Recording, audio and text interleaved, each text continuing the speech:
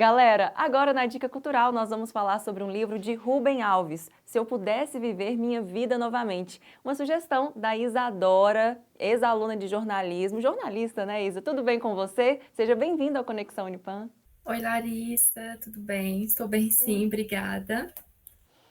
Que bom! Olha, muito bom te ter aqui para a gente falar de um autor mineiro que a gente ama e eu sei que você é fã dele. Eu queria que você contasse já de cara, né? É um livro de crônicas e é um livro que acaba gerando muitos sentimentos, é uma escrita muito sensível. Eu queria que você falasse para a gente, né, do que se tratam essas crônicas. O livro fala sobre várias crônicas do cotidiano, é este aqui, e ele foi escrito no finzinho da vida do autor, então tem muito sobre ele, mas quando a gente pensa que vai ser algo triste, porque se eu pudesse viver minha vida novamente, não é bem isso. Ele é recheado de sonhos, de perdas, de ganhos. Acho que é mais um retrato da vida mesmo, uma contemplação dele no fim da vida ali, tudo relacionado ao cotidiano. Entendi, mas ele fala da própria vida, é um lance assim, meio autobiográfico. Como que foi essa leitura para você, Isa? O livro não é exatamente autobiográfico, mas ele tem alguns toques da vida do autor. Todos os textos do Rubem Alves têm um quê de cotidiano. Ele ilumina aquelas pequenas coisas do dia a dia que a gente sabe que está ali e vê, só que ele deixa com um pouquinho mais de graça. Eu acho que ele dá uma vontade de viver pelos textos dele. Então, estas crônicas, elas não são tristes, pelo contrário, a gente lê e fica com vontade de viver e fica com vontade de chegar na idade do Rubem Alves e tá com essa contemplação toda.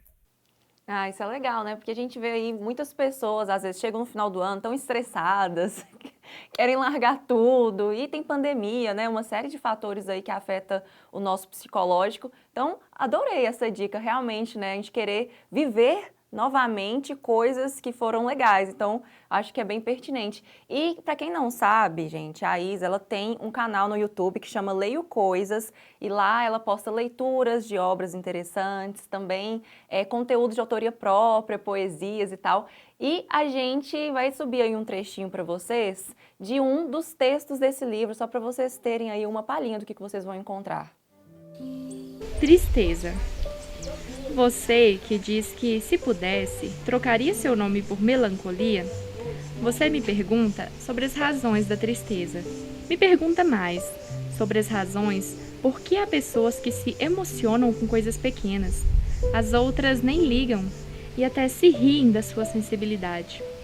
O que lhe dá uma tristeza ainda maior, a tristeza da solidão. Legal, né, pessoal? A gente viu aí, ó, um pouquinho da leitura do texto chamado Tristeza, mas que não é triste, né? Na verdade, ele mostra pra gente o quanto é legal você ter, né, vivenciar a tristeza. Eu queria que você falasse um pouquinho desse texto e de como que ele te tocou, ô Isadora, por favor. Esse texto, eu adorei ele, porque, principalmente nesse período de pandemia agora, muita gente tem estado muito triste e, assim, com razão, né, de ver tudo que está acontecendo. E eu adorei que nesse texto ele fala que existem tristezas de dois tipos. E é isso que é genial e que a gente precisa sentir algumas dessas tristezas. Inclusive, quem não sente algumas dessas tristezas precisa de terapia para aprender a ficar triste, gente. E ele é psicanalista, então eu acho bacana esse lado que ele traz para os textos de saúde mental. Eu amei o texto e tinha que compartilhar ele para todo mundo saber. Legal, que bom que você compartilhou, tá muito lindo o seu canal. Depois vocês acessem lá, viu, pessoal, para vocês terem aí mais conteúdos, mais leituras, mais contato com a obra também de autoria própria da Isadora. E eu queria que você falasse assim, no modo geral, né? A gente viu que você gosta muito do texto e acaba que também te influencia na sua escrita, porque você também produz textos. O que que mais te tocou no livro? O que que você acha assim que vai tocar também os leitores? O que mais me toca em qualquer texto do Rubem Alves é a escrita dele, que é algo tão próximo, acho que por ele ser mineiro também. Em muitos textos a gente vê esse toque. Quem é mineiro e lê, a gente se reconhece assim. nos textos, então é muito bom, é muito gostoso de ler os textos dele.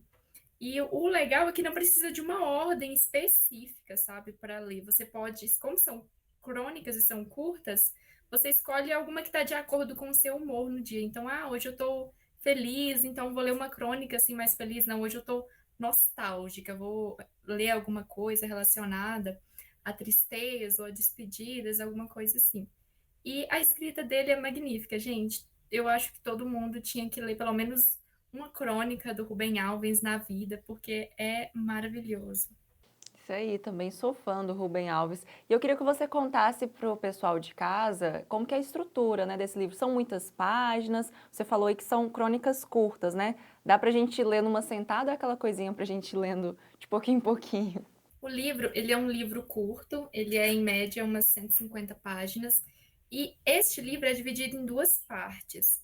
Então, a primeira parte, ele fala mais sobre sonhos, sobre perdas, e a segunda parte são pequenos detalhes do dia a dia. É super tranquilo, mas eu não recomendo ler numa sentada. Eu acho que é tipo aquele livro de cabeceira que você deixa e antes de dormir você lê um pouquinho.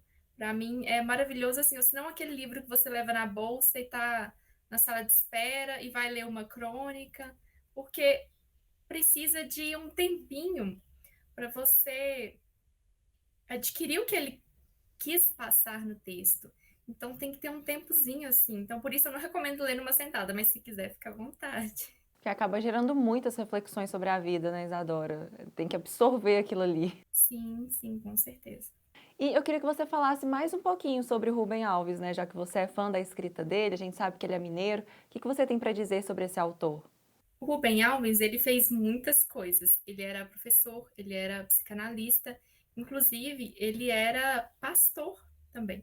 Eu acho que essa experiência dele ter sido pastor colaborou para a escrita dele, porque vários textos têm muito a ver sobre Deus, sobre religião, mas assim, não é algo que, eu sou de outra religião, ou eu não tenho a mesma crença, eu não posso ler.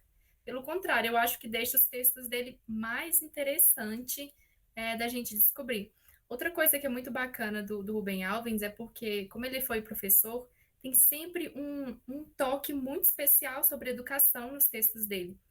E literatura também, porque ele sempre faz muitas citações e eu adoro isso. Então, você lê um livro dele, às vezes dá vontade de marcar uma citação para você querer ler o livro de outro autor depois. Isso, acho que gera uma vontade de cada vez mais conhecimento. E desse livro, uma coisa que eu queria destacar, que tem a ver com o Rubem Alves também, é que bem no comecinho do texto, ele já fala assim, que se ele pudesse viver a vida dele novamente, ele viveria exatamente como ela foi. Porque ele está feliz onde ele está hoje. Então, se ele fizesse alguma coisa diferente, não seria a vida dele. Então, isso que eu acho mais bacana. Depois de toda essa reflexão, ele viveria a vida dele exatamente igual, não iria mudar nada. A gente sempre tem coisas boas e coisas ruins que passam pela vida, mas é super interessante que, mesmo apesar das dificuldades, a gente gostaria de viver essa vida. Muito legal, dá uma esperança, né? Uma vontade de viver, como você disse no início, e acaba que é uma leitura que é indicada não só para adultos, né, Isadora? Crianças, jovens também conseguem entender, porque a leitura é bem fácil, né? A linguagem que ele utiliza é fácil. Sim, sim. É uma linguagem muito próxima e para crianças, esse livro específico eu não indico, porque ele é mais reflexivo. No entanto, ele tem vários livros infantis. Tem O Pássaro Encantado, nossa, é muito bom esse livro infantil que ele fez. E este aqui eu acho que é ideal para jovens, adultos e idosos, principalmente idosos, que eu acho que vão se reconhecer bastante nesse livro, como foi um livro que ele fez assim, numa idade mais avançada. É muito interessante, acho que gera identificação. E para os jovens, né, assim como eu, que é algo para você refletir. A gente às vezes fica muito ansioso, né? Na casa dos 20 e poucos aqui pensando, meu Deus, eu não fiz quase nada, não conquistei isso, não fiz aquilo. E acho que o livro do Rubem Alves é um convite para a gente ter calma, ter paciência, porque tudo tem uma hora. Olha só, então fica aí essa mensagem bonita para a gente encerrar nossa dica cultural. Muito obrigada, Isadora, pela sua participação, eu adorei. Eu que agradeço, adorei participar com vocês aqui e espero que todo mundo leia o livro e dê uma oportunidade para conhecer o Rubem Alves. Isso aí, ó, fica a dica para o seu fim de semana. Isa, valeu então, a gente te espera nas próximas aqui, né, na Dica Cultural, para você dar outras dicas para a gente. E você aí de casa, um abraço bem apertado, um excelente final de semana. Na semana que vem eu volto com mais. Tchau, tchau! Quando a gente está com dor de alma, tristeza, algum remédio é preciso para não querer morrer, para voltar a ter alegria. Uma ajuda para a tristeza é conversar. Para isso, é preciso ter alguém que escute e entenda a tristeza. Muitas pessoas procuram terapia para isso, não porque sejam doentes mentais, mas porque precisam compartilhar sua tristeza com alguém que conheça a luz crepuscular.